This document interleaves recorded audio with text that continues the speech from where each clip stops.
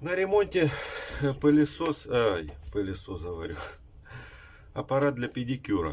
Вот такой аппарат, значит, вот ручка такая инверторная, вот, значит, по неисправности. Посторонний звук при работе пылесоса, поэтому я и сказал пылесос.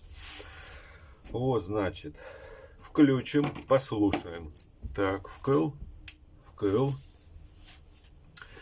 Ставим мы фрезу в аппарат, в ручку. Вот. Включим, допустим, ручку. Вот она работает как бы красиво. Теперь включим пылесос.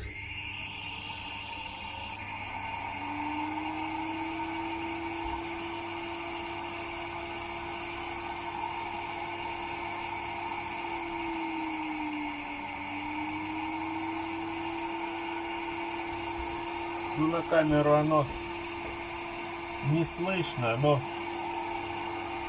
скорее всего не слышно, но там такое чувство, как будто кто-то живет. Вот он.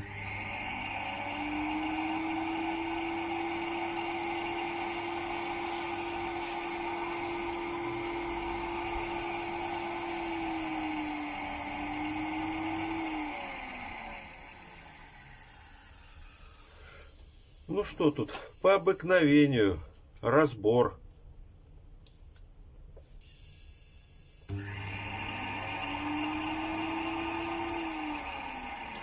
Надо добраться до пылесоса, до двигателя. Аппарат это для педикюра, как разобрать? Выкручиваем все саморезы.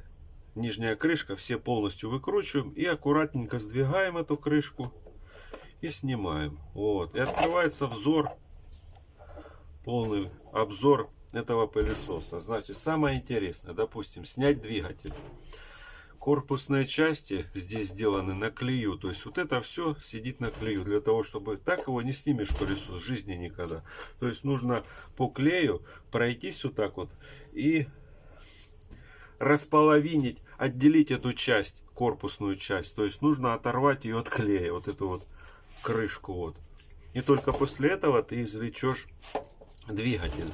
Почему-то все корпусные части на клею. Вот так вот. Даже если двигатель достанешь, дальше что? Он находится вот в таком корпусе. Насколько реально до него добраться, тоже вопрос довольно-таки интересный. Да даже если доберешься, ремонтно пригоден ли он? Вот то, что касается ремонта, здесь вопрос вопросов. Сделаешь ли? Вот, что еще? Запчастей на него нет никаких.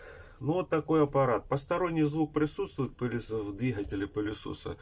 Ну, добраться до него, я бы сказал, нереально. Ну как, разобрать то можно. Дальше что? Вот это вопрос, да. И доберешься ли до двигателя.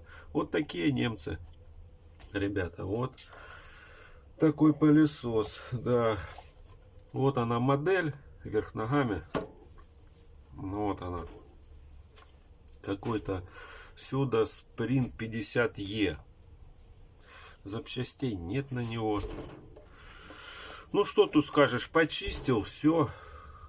Завтра запись, поэтому вот и весь ремонт. Вот такой ремонт, ребята, с этим пылесосом.